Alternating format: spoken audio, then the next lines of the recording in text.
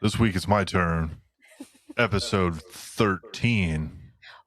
And I looked because I was on earlier and I checked. 13. This is 13, so it's a 3 months plus 1 day. Yeah. We are in, well, technically we're in part 3 and 4 of the book, but this is part 2 This is part 2. of Well, we are us talking about it. and we're starting part 2 because that's where we ended. Yeah, I only finished part 1. Oh yeah, you did only finish part 1. So we only got to Which part is funny 2. too, because we only did the part 1 and I was so far in. I was 30 seconds away from finishing part 2 and I didn't know because I just paused it and started and got out of it. You were a whole part ahead of me and now I'm 10 minutes ahead of you. Yeah. That's wild. It's because I got to listen to a little bit at school this week. Yeah, and you have a lot more drive time and you have your I can't listen to it earbuds in and everything. We exclusively listen to Johnny in the car. Okay. I'm not allowed. I try to listen to my book every day. I'm like, hey, can we listen to Mommy's book on the way to school? Every day. No, we cannot. So I've been listening to it during my planning period when I do grading though. Okay. But anyway, we're doing parts 2, 3, and then we're gonna have to lightly brush over all this stuff because this is all. If you want to, like you said, if you want to do this in 4 parts total for the podcast, like that is a couple 100 pages worth of information there, and I know you're going to want to talk about everything. Well, on the bright side, I don't think either one of us are talking about any other book this week, so we can just use that time. No, we're not. Because neither one of us are. But still, when I told you last time we needed to speed it up a little bit, you still took an extra 30 minutes talking about everything. We could do just 2 and 3 if you want. Well, no, because there's a. Well, we need to just get into it instead of talking about what we're going to get into, and we just need to do it. Okay, we need to. Because otherwise, then who the hell knows I don't even know what part 2 starts with. Okay, part 2. You have the book in front of you. I do because I have it all marked out. Part 2 is where we first meet Delilah. Okay, so this is when they're in the ice. Yeah, I hadn't met Delilah yet. So you meet her, and this is the part where if you've read Fragile. If you've read Darker Shades of Magic, you already know and love Delilah, which I didn't realize that. No idea. But you do. Yeah, we've decided that we're just going to read those 3 after this one, probably. Yeah. I would assume that there's probably the same narrators as well. Oh, yeah, but probably. I don't know. So, yeah, everything I saw online said you didn't necessarily need to read it, but it's starting to feel more and more like you should. I feel like it's one of those things. They do this a lot in YA novels that are like trilogies or series. They just repeat all of the things that you were supposed to have read so you don't miss anything. So I feel like it might even, people that have already read the series maybe wouldn't like this book, depending on how much is repeated from Darker Shades of Magic.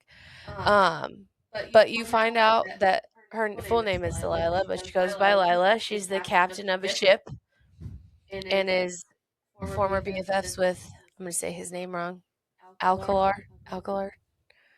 I just want to see how many different varieties you can make up of this name. This is why I listen to audiobooks, because even then I still struggle. Alakazam. Yep. Alucard. Yeah. And I don't remember when we find out, but we do know that it is his ship. Oh, yeah, I think you find that out when she's first. Yes. I don't remember what he called it, but hers was like Starlight or Star. Both names are fucking dumb because hers is the Gray Baron. I know. So I want to know if Gray Baron is like, because they don't say it here, but I'm assuming they allude to the fact that it was his ship, and then later on they like talk about it some more. And she gets picked up in the trilogy beforehand because she tries to steal from the king, and then she like joins his little pirate gang that he's got going on. So I would assume the names are explained there. Maybe. I'd really like to know what Gray, like how did we, and it's not Gray. Well, no, it is gray like the Is it color. because she's from Grey London? Maybe, I don't know. And is it barren because Grey London doesn't have any magic? I don't know. I don't know. Baron's a pretty common nautical term, I feel like. It is? Yeah. I'm not super up to snuff on my nautical terms. Got to get there.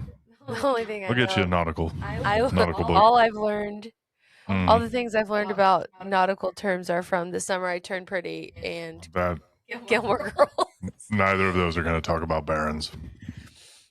Oh, and that any one way, movie, shape, or Failure form. to Launch, because Matthew McConaughey took Sarah Jessica Parker out on a boat and tried to teach her how to sail. So Oh, that's my extensive knowledge of boats. okay. Yeah. So, yeah, they're in the ice.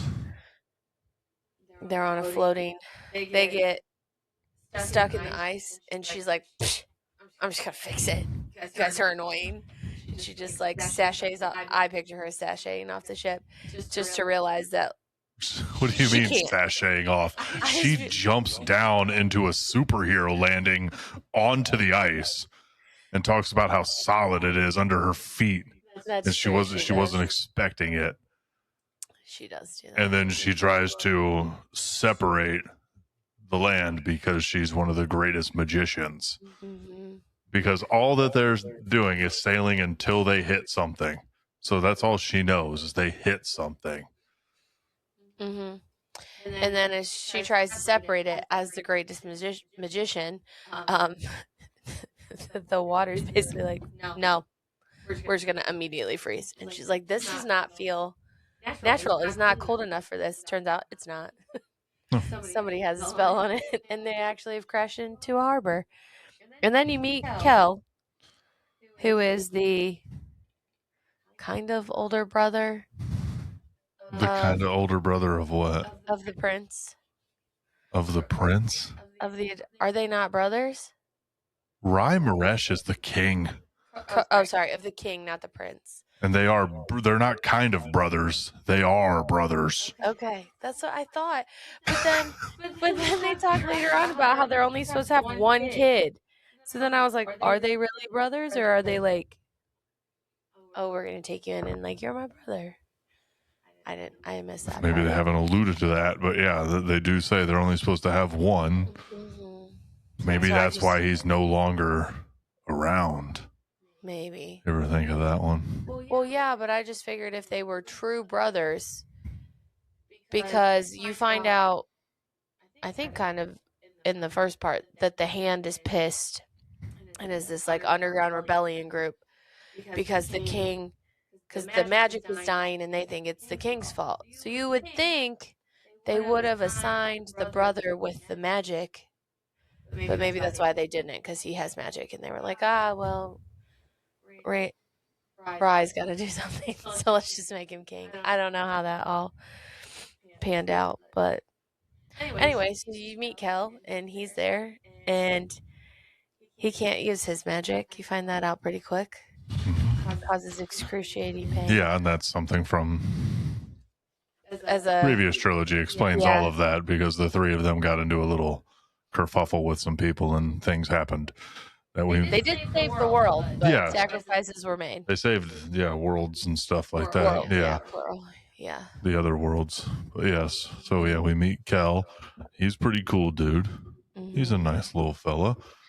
You find out later that him and Lila are boinking in the nighttime doing it. and probably in the daytime. Yeah. I think they're doing it all the time. But she basically looks at him, because this is where it starts to flash back to like the past, which I'm assuming.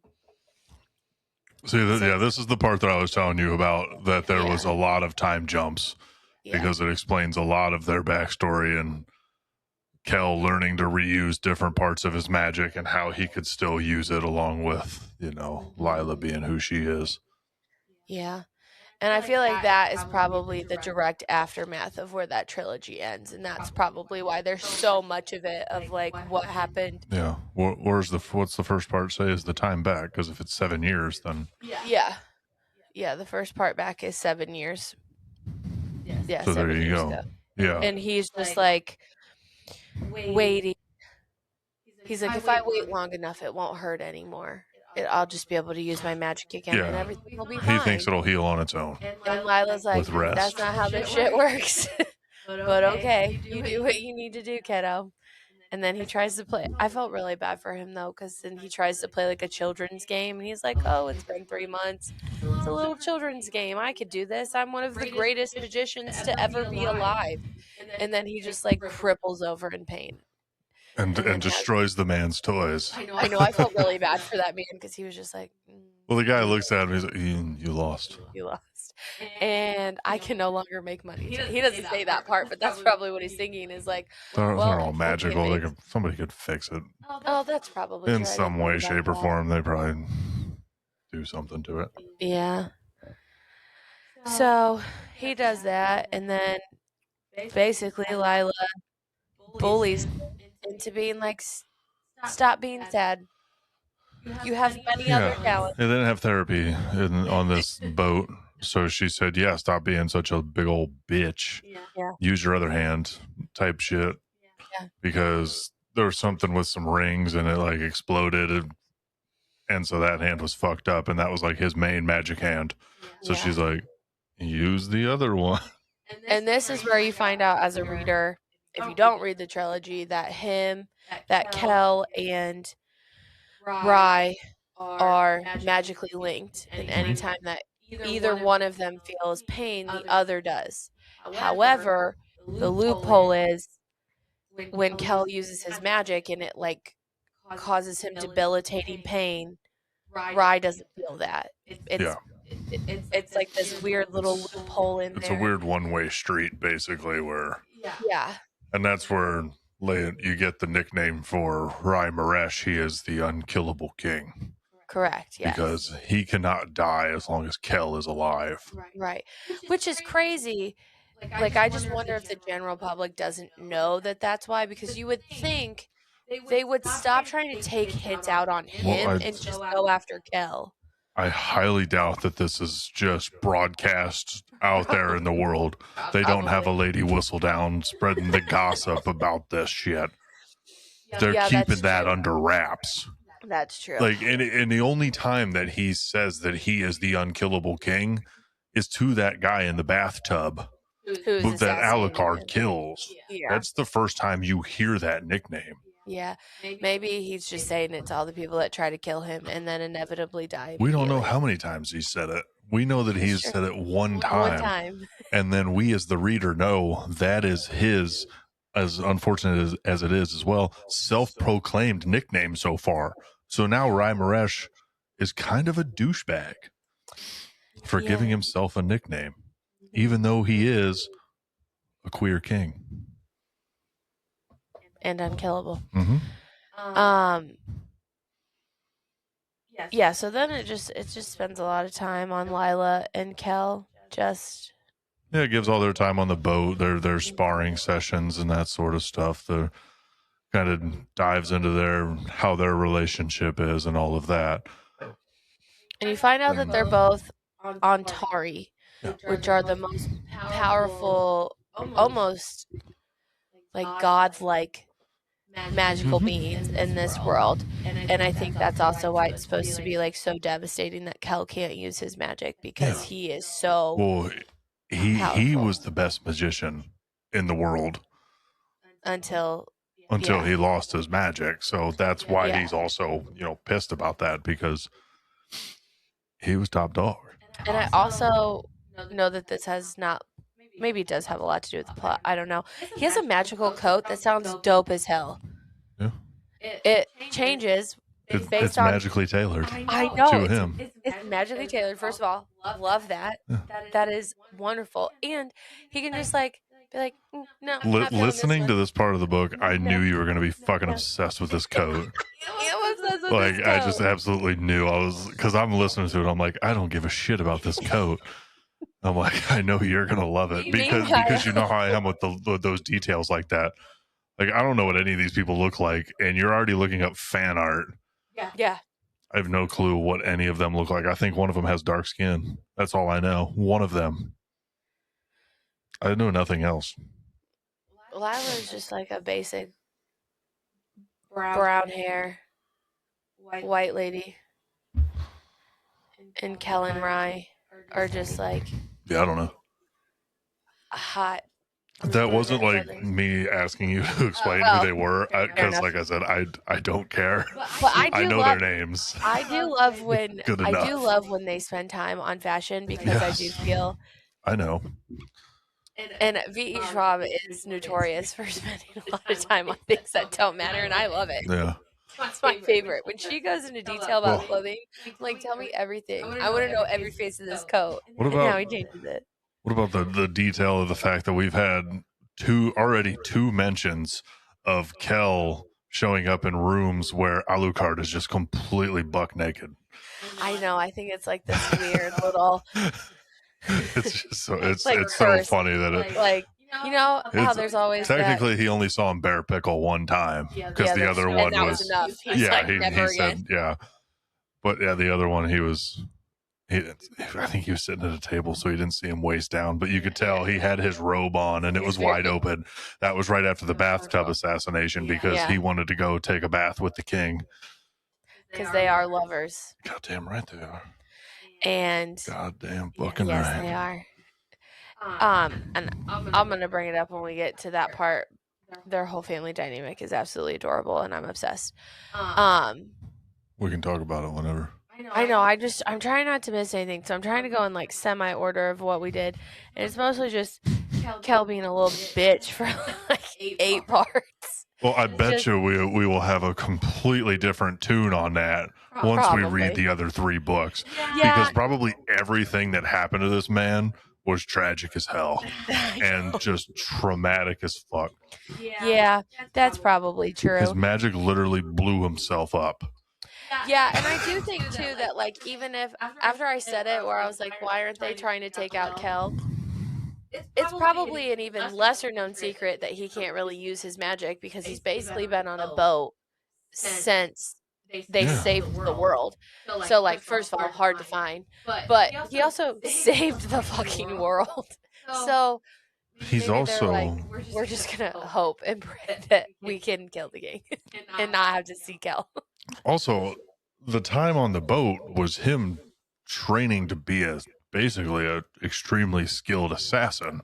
Yeah. Where he doesn't have to use his magic. And this part I thought was dumb as shit, because his name is Kel, so his secret identity is gay. That felt like so I was so pissed.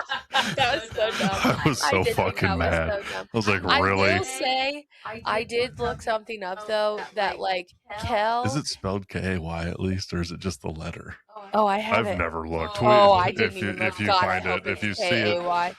it's probably like K-A-E or something. Oh, that'd be so dumb. I did see though, like their little meet cute in the first book.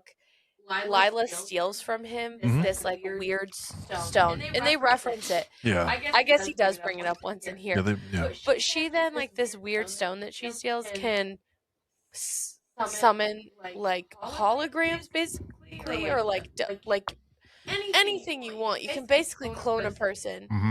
Well, so she clones him and makes him give her a lap dance in the first one. Oh yeah. Because she's like, oh yeah, he's hot as hell, but he's a little too broody for me.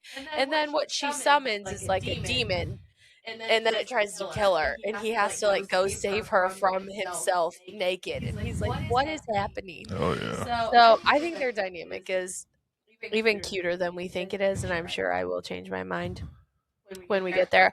We also find out that Lila is obsessed with like just collecting things to kill people, like swords, and knives, and all of that stuff. And that's gonna be. You could assume that with that first blade that she had in part 1, the one that burns the people from the inside. Yeah, that happened. It was in part 1, wasn't it? No, you don't meet Lila till part 2. Oh yeah, shit. So there's a scene where they, she has a fancy dagger. yeah, they're trying to like overtake it. Probably they're trying to overtake a ship, yeah, and see what's on it, because her job is basically the kingdom pirate, but like don't tell anybody. Like their job is to go on and do piratey things and steal from people and murder people in the name of getting information for the kingdom. But it's not really sanctioned, but they're also never going to get in trouble for it Yeah. because it's the king's brother and she's best friends with Alucard and she's taking over his ship. So they're never going to get in trouble. And it doesn't pan out because Kay doesn't want to kill anybody. He's like, we're not killing anyone today. And Lila's like, we'll fucking kill people if I want to. She's like, I'm gonna do whatever I want. Actually think you, but I won't kill anybody until we have I can only to. imagine that, like, he sits at like the bar stool and he's like got his head down and he's like, "You asked for Kay." Like at some point, Here comes the smolder. can't wait to see Milo do that. Oh, I cannot either. My panties are gonna hit the floor. Yeah, same. I might be feral for a while. It's gonna happen to the best of us. I know it's gonna happen to us together, so that's good. Yeah, but she finds this knife, and somebody tries to steal it from her, and she's like, Yeah, because she's sitting at the bar alone, in this bar alone, and dude walks she up. looks like a very. She's a lady. She's a lady in this weird tavern in these time, weird worlds. and she's not very like big and bulky. Like she's very slim. They talk about how fast she is all the time, and She's so a tough nimble. bitch, though. So people are like, we could take her. We're just gonna steal all of her shit. So somebody tries to steal this knife from her, and she's like, I wouldn't do that. And then she ends up stabbing him with it, and he just burns from the inside out. Yeah, he tried to take it from her. So because she's so fast, as he makes that move, stabs his hand square down into the table, and then he just fucking burns. He just like starts coughing up smoke. Yeah, it's like, and then he was just a pile on the floor. Yeah, I'm pretty sure she stole that knife. That wasn't already a part of her collection. I think she stole it off the Never boat. said she did have it in her collection. You said her thing is stealing items and keeping them on the boat. Yeah, that's right. Yeah, To which, so she stole that To knife. which I then said, "You remember that knife that she had?" And then shortly after she steals and murders that man, nobody will obviously talk to her anymore in the bar. So she starts to go home. And you find out they have these magical like summoning rings where you can. She's connected. Yeah, she's to the connected. other person with the other ring. Correct. Also, she's definitely keeping Kel's ring, right? Like, I'm not misinterpreting that. Because Kel goes back to the boat and pouts, and he's like, I have 2 rings. One is red, and that is for Rye, so that they can communicate, and it'll burn if they want to talk to you, and then you can like find a scrying board and basically like talk to them like a very inconvenient phone call. But he also has a black one for Lila, but he says when he gave one to Lila, she threw it off the edge of the boat. But then the next scene, she has one hanging around her neck. So I'm assuming it's that one. But somebody shows up and is following her, and she's like, did you not just see me murder a man in front of all these people? And he's like, what is her name? That's Maris. Yeah, she's calling in her favor. And Lila's like, I knew I should have fucking paid for this glass eye all by myself. Like, I should not have promised this lady a favor. And that's when you find out, which I guess wouldn't be as much of a surprise to those who have already read, that Lila just can open portals and go where she wants. Which I guess if she's one of the most powerful people, it makes sense. But it was just jarring for me that she was like, all right, I guess we'll go now. And he's like, what? She's like, yep, hold on tight. And then just walks onto the boat on the other side of the world. Yeah. Lila's a badass bitch. She is. And what Maris is asking them to find is what man number 3 stole from them off of the foray Strauss, which was a box, the Perilist, and something with a P.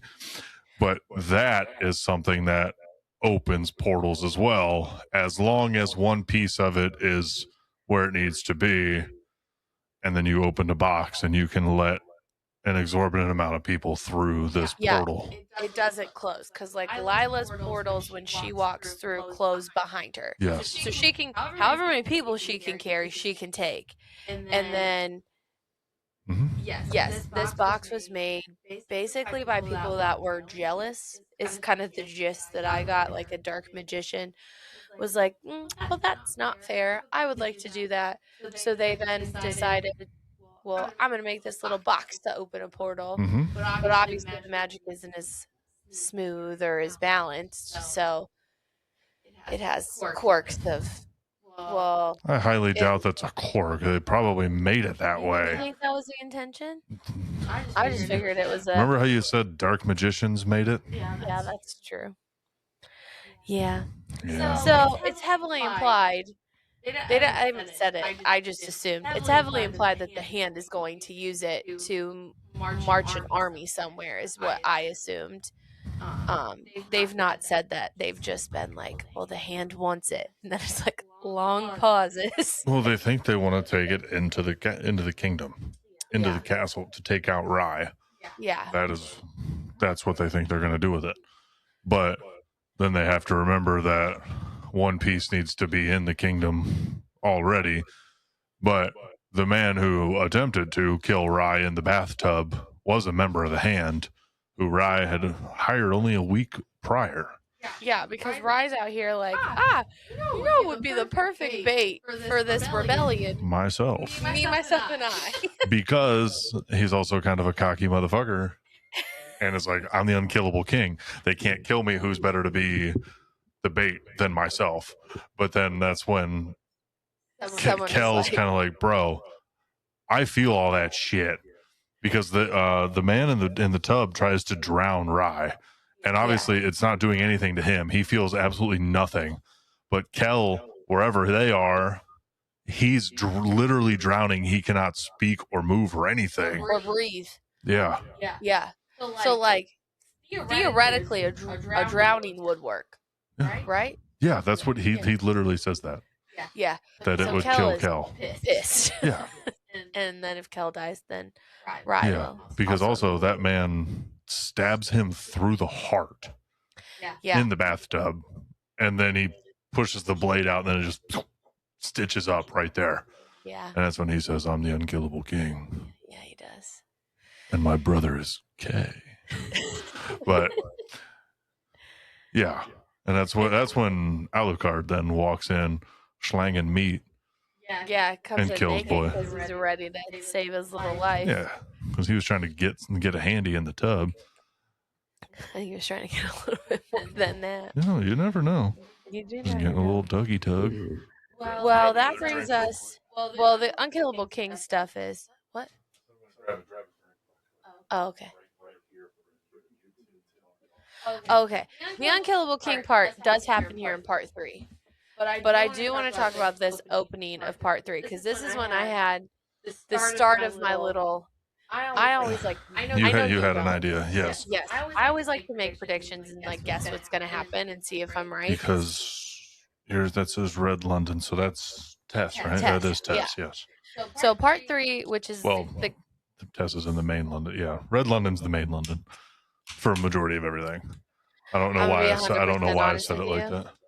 I don't know which London is the best London either. Well, that's the main one that they've been using. That's where like Lila, Kel, Alucard, Rye. Okay. That's where they are. Yeah, the only thing I fully understand is we haven't talked about it. Black London is like the afterworld is where you go when you die. That's the only which I don't fully understand why it gets its own name. I guess you just like wander there as a spirit. I don't fully understand it, but I do know that. And then Red London is where Tess is. That's really all I've got grasped. Red London's where they all are. Okay. Well, the King's Heart chapter or part 3 opens up with Tess walking around this dope ass market. I thought it sounded super cool. And she's like getting all of these little. She's got all sorts of fun stuff she's buying. She just like basically goes and is like, I'll give you this if you give me like all of your scraps so I can tinker. And She's just a cute little tinkerer. She wants to take care of old man Haskin. Yeah, it doesn't exist. I did enjoy that somebody at the market puts things aside for her because they have an unspoken deal with Haskins because they're both old men, and I'm just like, it's really crazy what old men will believe because, and I know they're fictional people, but still. Old men will believe anything you tell them. He's like, oh, I have this unspoken deal. He like, you know, talks up that him and Haskins are old friends, and Haskins is a made up that doesn't exist. Tess is like, yeah, for sure. Mm-hmm. Please just give me all this free stuff. Thank you so much. Also, Tess is like 15, which is crazy to me. That's why she had to make up Haskin. Yeah, no, and I get that. But she has clearly made a name for herself at like 10 or 11, which does make a little bit more sense to me why she needed him there as like an 11-year-old. And she says she looks a lot older than she is, but people don't actually know how old she is. Mm-hmm. But when she's in the market, she has like a little mentee bee. We all have. Because she thinks she sees her sister, which I was shocked. And hears her sister. Yeah, she hears her sister talking to her, and she sees this like emerald cloak. Yeah, a figure darting back and forth in between the different stands. Yes. And at which point, I think I audibly out loud said, you have fucking siblings? Like, why are you alone in a city at 15 if you have a family? And then you find out that her sister is kind of the worst. Yeah. What does she call her? Does she call her like a little bunny? She calls her by her name. I don't know. Seraphine? I don't remember the name. They only her sister. Like when she's hearing her, her sister's name is Ceravol.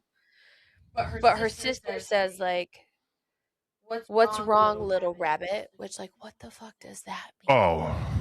Like she keeps calling her a little rabbit all over and over again. You should have said that the other way. Yeah, sorry.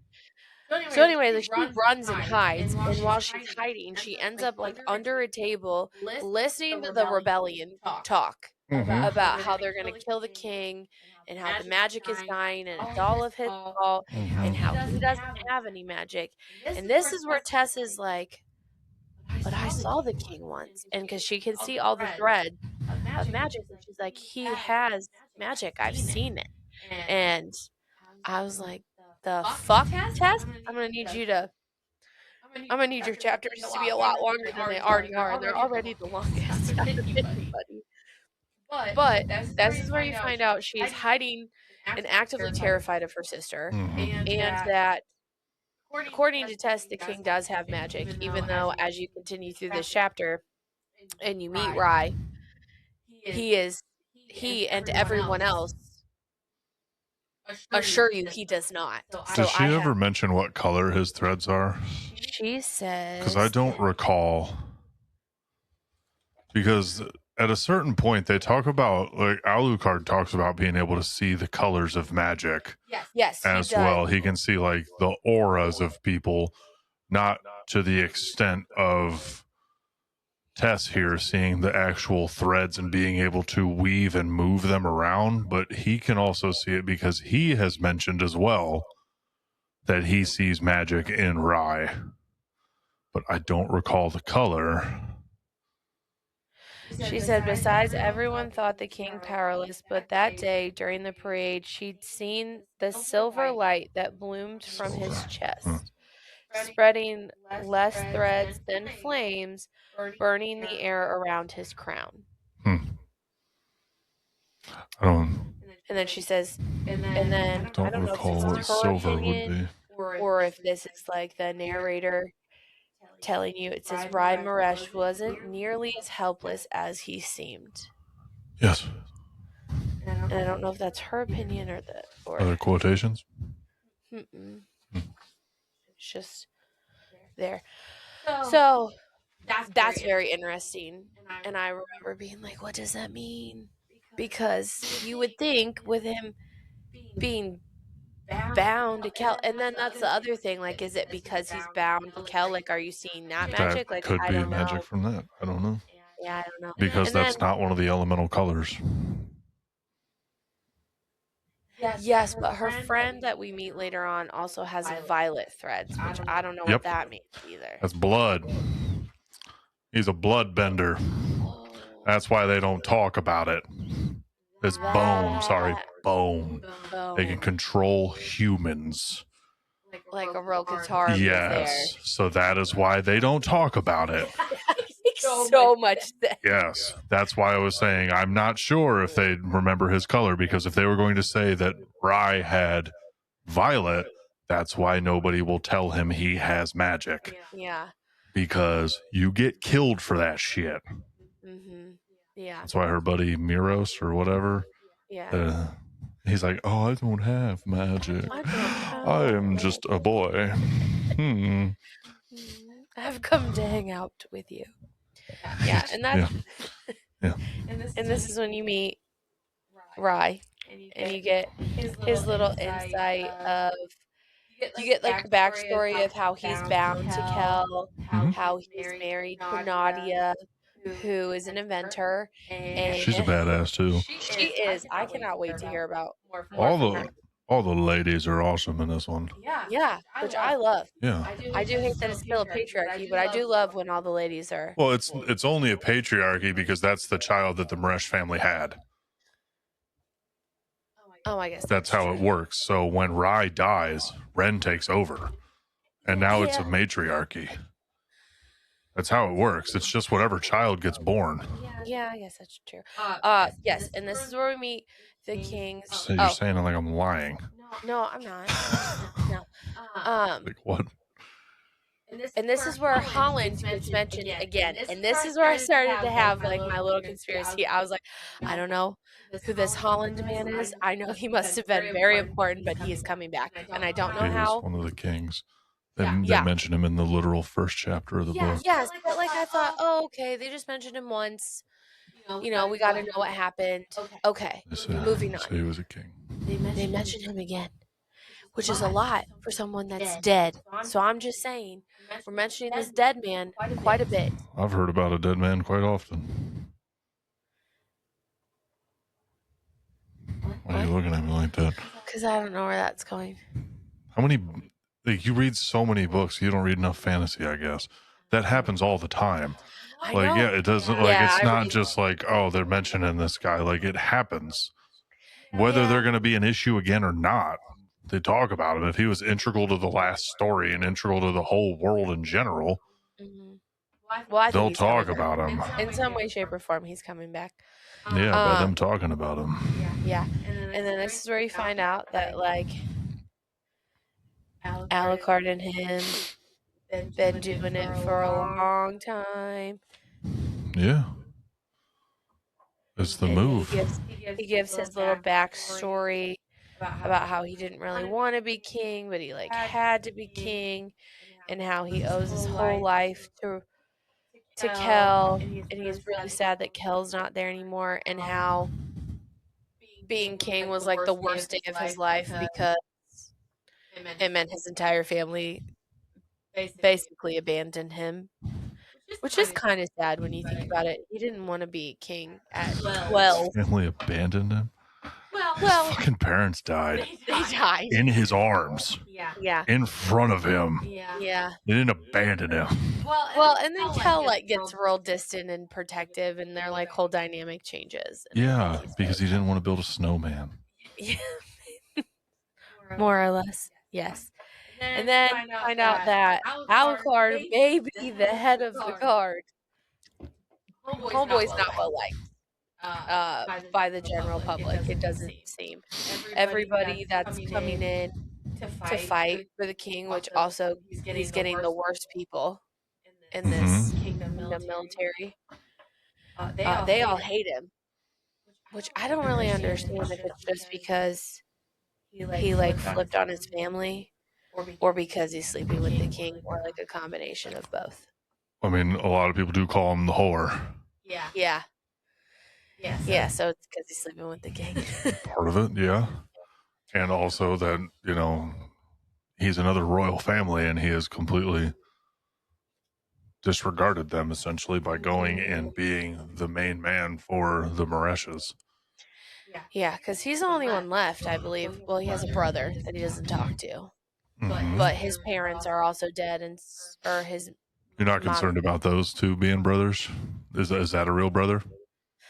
That You is a didn't real think brother. about it? I didn't- You only thought Um, that Kel and Rye weren't I real didn't brothers? think I didn't think they were in line to be king, so it didn't matter. But I guess that role is for any royal family, isn't it? Yeah, I mean, we probably missed when they said they implemented that rule. Oh There yeah, I might have been a missed that. chance, but also I don't understand how old these people are to a certain point, because they've been saying that the Mareshas have ruled for 300 years, and to a certain point it makes it seem like some of these people are 300 years old when Mhm. you're, so I don't fully comprehend that, but I don't. Yeah, the lifespan. Yeah, I Yeah, don't know how much the magic keeps them alive or anything, but that is an they're interesting probably all just concept. 30. Like, yeah, probably. Like that is an interesting concept, though, that I feel like fantasy authors have the ability to really dive into. Like, does having magic make you live longer or shorter? Like, is it taxing on your body, or is it Depends on how much you're doing. like Damn fly. I know. We got a basement fly and an upstairs fly always. Yeah, I don't know. But this is when, yeah, so then that brings us to the part where Rye is in the bathtub. Oh, and you meet Ren for the first time. And she is adorable. Ren's hilarious. She's a little 4-year-old. She is. She might be my favorite. Off rip, you don't.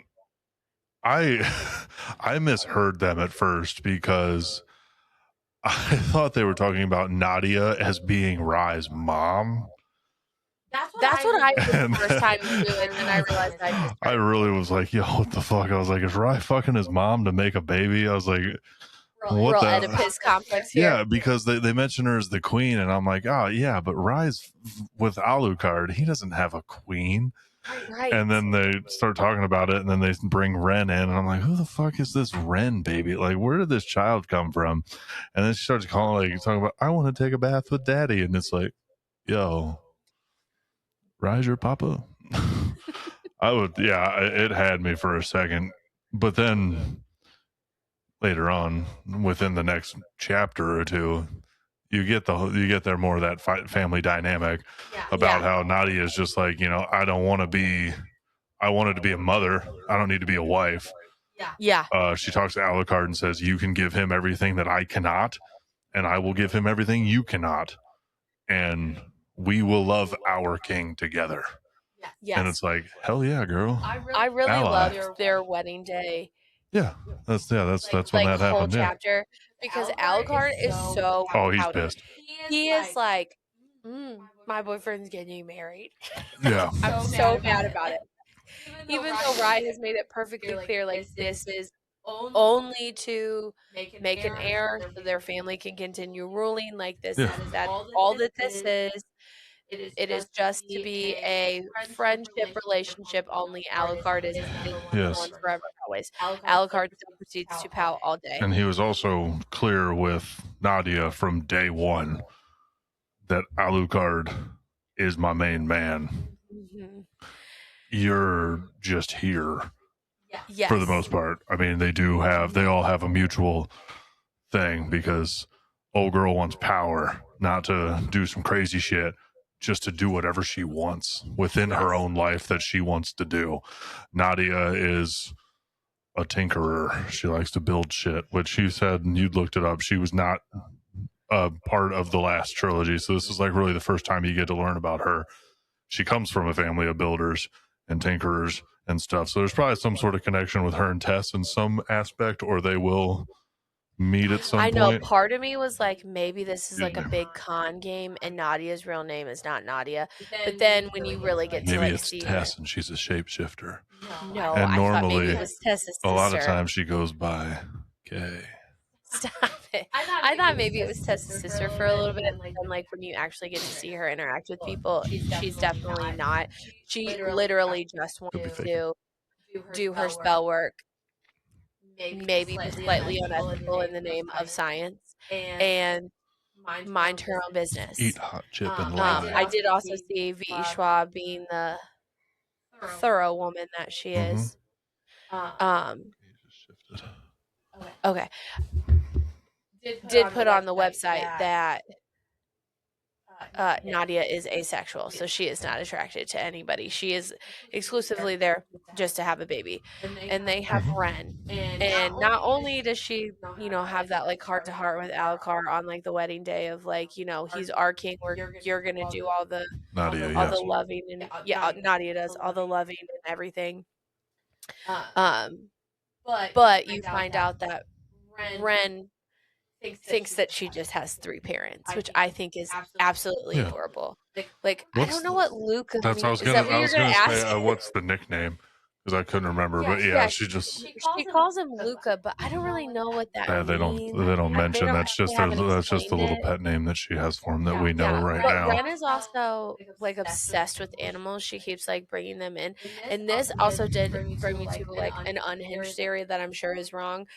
But after rereading and talking about Tessa's chapter, like, what if one of the bunnies is her sister? Because like her sister always says like, little rabbit, you can't run. Like, and Ren is obsessed with rabbits. Like, what if that's how they get in the kingdom?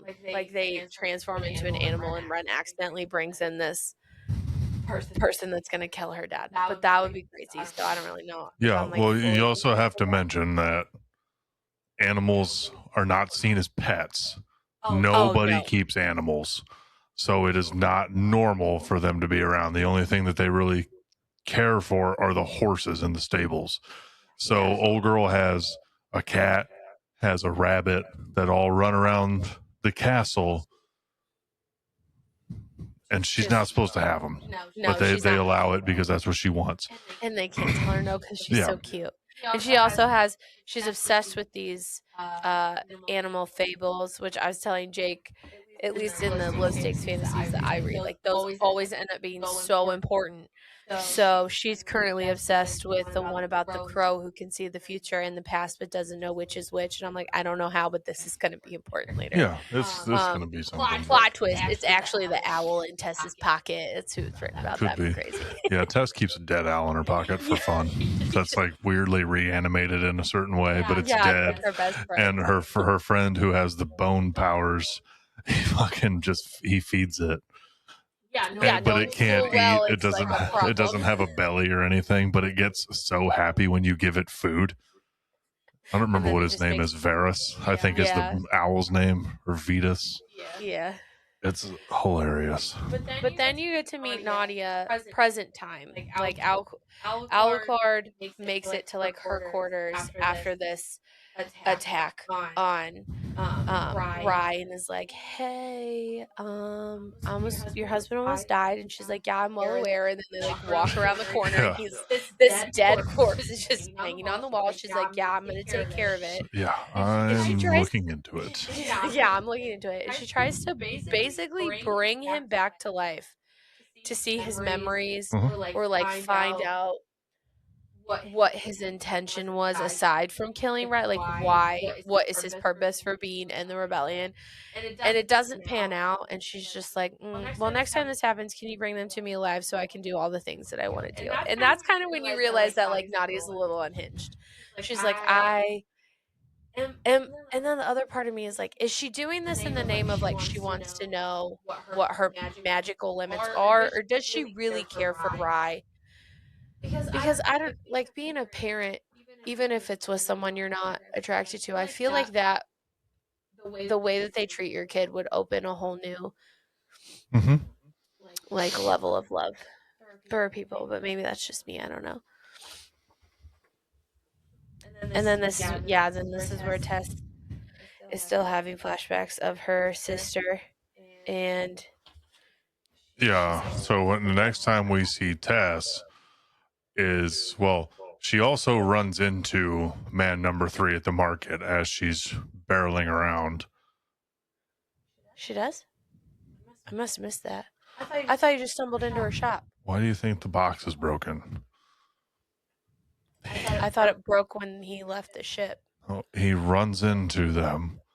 It's alluded that she runs into a person. He drops the box, breaks it, hands him a card, says, take it to Haskin. He'll fix it. Oh. Box is broken. Dude's freaking out. He's got some sort of blood curse or some shit going on him. Oh yeah, he is not. He's doing well. terrible. He goes to the shop because he's looking at the card that has the giant gold H on it, because in this time you still give out a business card even though there's no phone numbers or anything. You just have a business card with a singular name or a single letter, and that gives you all of the information you need for anything that's ever happened. I would assume it had an address. I doubt it. Just an H. So that's how he ends up at Haskin's shop, and how the box goes to Tess. And she can see that there's some shit going on with the box and that. And she tells him to leave it and says, I can do it in what, 3 days? Yeah. She's like, let me look at it for 3 days. But meanwhile, she's like, can you set it on the table? Because she can see his literal magic threads decaying on him, and she can't figure out if it's the box that's doing it or just like his general something is wrong. He looks like Linus with his stink lines coming off of him. So she's like, can you just set that on the table? And then she like gives it a minute and is like, okay, it's not coming from the box, so I'm going to look at this now. Yeah. And realizes the box isn't cursed. She doesn't know what it is or what it does, and he won't tell her. And she's like, okay, I need 3 days. I can't remember the name. It's like a Perseline or Person. It's the portal box. I don't think she knows at that point. But this is when you then meet her friend Nero, not Miro. And Nero also has a super cool jacket. I don't know. Does he? You care? Yeah. So his jacket is a thief's jacket. So like when he runs into people in his jacket, the contents of their pockets go into his pockets. Oh, yeah, I didn't catch that part. And and that is when later when we finish this chapter and go straight to man number 3, who is not doing well. That's why he can't find the stuff in his pockets, because he runs into Nero before he gets as Nero. When they're walking out, they bump into each other. Yes. And so the content that he wasn't going to give. That's why he couldn't find the key. That's why they can't find the key in his pocket, because Nero has it, which is gonna, I'm sure, be the reason. Yeah, because Tess finds it. And then this is my real theory that I do think is going to happen. I think the box being a test, somehow Kel and Lila are going to figure out that she has the box, and they're going to go to get the box, because Lila has to get the box back for the pirate lady, or for the floating Lila was contracted by Maris to find the box and retrieve it. So her favor is no longer owed. So I think she's going to find the box, because I'm convinced Lila can do anything and everything she wants to do. She's already saved the world once. She can find a box. And she's going to take Kel with her, and Tess is going to clock whatever the fuck is wrong with Kel. And Tess is going to be the one she's going to I don't know how it's going to happen, but Tess is going to fix Kel. Whatever is wrong with his magic, she's going to be able to fix it, because she's going to be able to see the threads. And I think that's how they're all going to come together now that she has the box. So that's my little... I did say this before I knew she got the box. Before any of that happened, I did tell you. I was like, I think this is going to happen. And then you were like, it happened, like 10 or 15 minutes after he stumbles into her store and is giving her the box. I'm like, I still think she's gonna be the one that fixes Kel. They have for the first time in the palace alluded to that there is a child running White London, and that Lila is keeping an eye on it for Alucard, which we looked at the back of the book, is going to be a problem here. It's got to be soon that they are figuring out her being a problem. So I don't know. That's Corsica. Yeah. In the beginning. Mm-hmm. Yeah, they don't say that. I mean, I know. Why are you yelling at me? I don't know. This is just my volume. I get excited. Yeah. So that's where I have, and then Lila is just in the walls. And have you got to the bunny part with Lila? Yeah. The little girl loves... You didn't even mention the fact that man number 3 fucking bit it. Oh, that's what I was looking for. Sorry. Not even going to talk about that. Well, I got to the Lila bunny part. That bunny doesn't fucking matter. Ren loves Lila. Lila treats the girl like an adult, tries to steal shit from her, tries to take her money for stories. Which I think is hilarious. But you were so concerned about talking about this decaying man, and then you. Yeah. So you find out man number 3 not doing well. He's like burning up, dying in his room. Yeah. And he just wakes up and someone else is in his room. Yeah. And it's the hand. And they're like, you guys didn't come to the checkpoint. And then we found out 2 of you were dead. So why did you try to steal our They box? didn't find out 2 were dead. They just knew that 2 of them weren't there. Oh yeah. Oh, I thought they said they found out they were dead. No, I believe they just say that 2 of you didn't show up, and we find you here taking a nap. Yeah. And then he's so fucking out of it. He says, oh, I'm dreaming. And then starts smiling and giggling. And they're like, well, what the fuck are you looking at? Like, why are you smiling? He's like, it's such a nice dream. I'm sleeping. And they woke him up by setting the table on fire that he's sleeping on. Yeah. Aggressive way to wake someone up. Yeah. So merchant son, hero, man number 3 to thief is now given a burned on a pyre, and he's dead. Yeah, he gave them the business card because, like Jake said, he thought he was streaming. He was like, "Oh, it's here," and they're like, "Okay, well, did you give her everything?" And he was like, "No, I have the key." And then he can't find the key. We know because Nora has it, or Nero is what you said the fella's name was. Yeah, Nero has it. And then he literally is just like, oh, well, I must just be dreaming.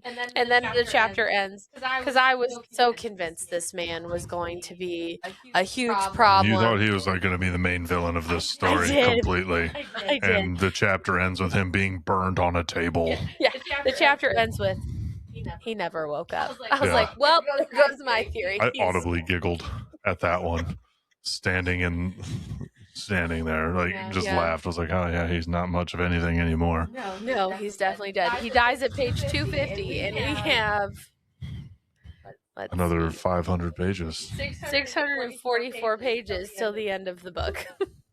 So yeah, definitely not gonna be the main villain. So he wasn't even a villain. No, that's he true. Did nothing. I just thought he was gonna be bad. He barely stole a box. He barely stole a box. And then old boy died on a table. Yeah. And then that's kind of where it's kind of where we stop. Yes, that's where we are. Yeah. So I mean, I'm enjoying it so far. I'm really enjoying it. It is just there's a lot happening all the time. Yeah. Yeah, which is yeah.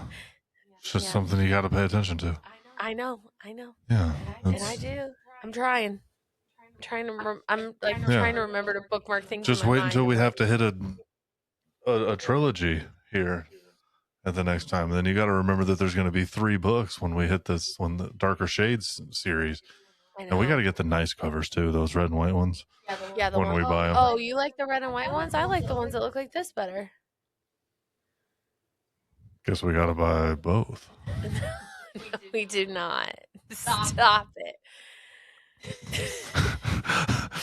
What are you trying to make out with the camera right now? The name's Kay. One of my favorite parts about him being Kay is that every now and again they'll just be like, hey, stop being Kay for a minute. It's like, like everyone knows. Like, what the fuck are we talking about here? Oh my God. It's so ridiculous. Right, like that's like someone looking at Delilah and be like, stop being Lila, be Delilah. Like, you couldn't have come up with any other name. Delilah. I'm not gonna lie to you, I thought of that the first time I heard her name. At first I thought they were 2 different characters because they named Lila and then called her Delilah later, and I was like, oh, there's 2 of them. Cool. Like, good job, VE. You named 2 characters really close together. Like, what the fuck? Oh, okay. Anything else happening? We're still surviving the snow apocalypse. It has not snowed. On the cameras for the garage, it hasn't touched anything. Which honestly makes me more scared. Well, yeah. I mean, it could be nothing. It was supposed to start 3 hours ago. Could be nothing. Well, that was one of the issues they were talking about in the South, was that it's moving so slow that's why the ice accumulation is going to be so Yeah. bad, because they think like Tennessee is going to be without power for like ever. Yeah. Well, they've also talked about the ice not even hitting us up here, so we might not even lose power. No, I was more worried So we that got to it get the would. podcast out tonight. Yeah, Just kidding. yeah. I gotta give the people what they Yeah. want. Yeah, that's really all we People will got. see these clips on TikTok in a month Yeah. since we're so far scheduled out. Have I finished a sewing project? No, I don't think so. Not yet. You made your pants, but you got stuff cut for your new sweatpants, and you've got my fabric ready for my book sleeve that you're going to be getting ready. I realized yesterday I need to cut out 2 more pieces, and I need to find the correct batting, because I forget about that part every time. Every time I forget about that it's not just like you're not just sewing 2 pieces of fabric together. Like, there needs to be something in the middle, even for like a book sleeve. Like, I remember when we're doing clothes, but it's like when I do other projects, I forget that you need that like middle layer to like structure your fabric and whatnot. So, but yeah, I'm in the midst of 2 projects. I got to plan out. I'm hoping to get my RT menu planned out for the Bridgerton when that comes out next week. Oh, yeah. So I got her tea box. I might have to do some variations on it though, because I can't have caffeinated tea at 8 o'clock at night. So I might have to pivot if there's a bunch of caffeinated on there. Yeah, that's fine. I don't know if they are or not. I don't know. I have to look. But you got me a tea journal today, so I'm going to use that to help me. Yeah, we had our friend's shop in Galleon. Mm-hmm. She had an awesome meet and greet. So yeah, she's new things she's starting. So this first one was a woman who makes journals, planners, and cookbooks. So we each got we got a tea journal. I got a coffee one to rate and write down all the things about the different coffees and teas that you try, because I don't ever actually know anything that I'm having. I just have a coffee. Whatever shows up is what I drink. It'll be really beneficial for you to, like, when you go to third cup, to maybe start actually writing down what they give you. Yeah, I could. Well, it's not third cup anymore. Sorry, 101. Yeah, I mean, I could. Yeah. Because you always are just like, it scares them. It scares them, though. So you can only do it to certain people. Because like I ask what their favorite is and if they can make that, and they kind of like, oh no. So I try not to do it. I do it to Braxton all the time. Yeah. Because he's the owner, so he can do that. But yeah, so we got that. We got a couple of cookbooks. We got a slow cooker and a regular. Yeah. So that was nice. Yeah. She signed everything for us. That was cool. She was like, nice lady. You weren't back there. She goes, do you want me to sign everything? I said, yeah, why not? You made it. She's like, people get real weird when I ask them if they want me to sign their journals. She's like, people are like, it's a journal. Why do I want your signature? And I was like, people say that to your face. That's crazy. Like, even if you feel that way, you could just say, no, thank you. Yeah.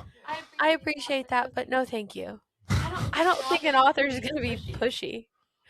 Speaking of author signatures, this is like completely unrelated. I saw VE Schwab on Instagram the other day talking about Bury Our Bones in the Midnight Soil. She signed 300 copies, hand signatures, and she said she signed 3 of them upside down on accident because she's just like pulling books and signing. And then she said she signed 2 twice, like that she thought she had pulled another book page, but she like signed the same book, like she signed here and then she signed here, and she was like, and I will never be doing this again. I just thought it was so funny. And then I was like, do I need to track down the signature for this book? But it wasn't even my favorite VE Schwab book. Like, if it was Addie LaRue, maybe. You think you could find one of the 300 copies of this book? Maybe. You should see Brandon Sanderson's videos. He'll sit there with a stack of I know thousands, and he just grabs one and he's just like talking and just. Apparently he started a trend because a lot of authors have started like copying him, and like they'll sit there and sign while they make their videos. And I'm just like, I feel like he was definitely the first person doing this. Maybe. I don't know. He's signing everything though. He signs everything. It's not going to be expensive to find his signature books, which is how it should be. Yeah. We should just give it away with the books. We'll appreciate it. Unless it's a movie cover. You don't have to sign those Well, ones. no, they're never going to see those ones. No. So. All right. Anything else? That's all. I watch People We Meet on Vacation, and I'm obsessed. But other than that, no. I've been really excited about that. I don't know if I ever shared that on the pod that I love it. It might be one of my new favorite movies. Oh. So that's all I got. All right. Well, that was episode 13 of TBR Together. We are about halfway through this book. So Stay catch us tuned. next week to see how far we've made it, if we've improved on any, or if we're still in the same spot. We'll see what happens.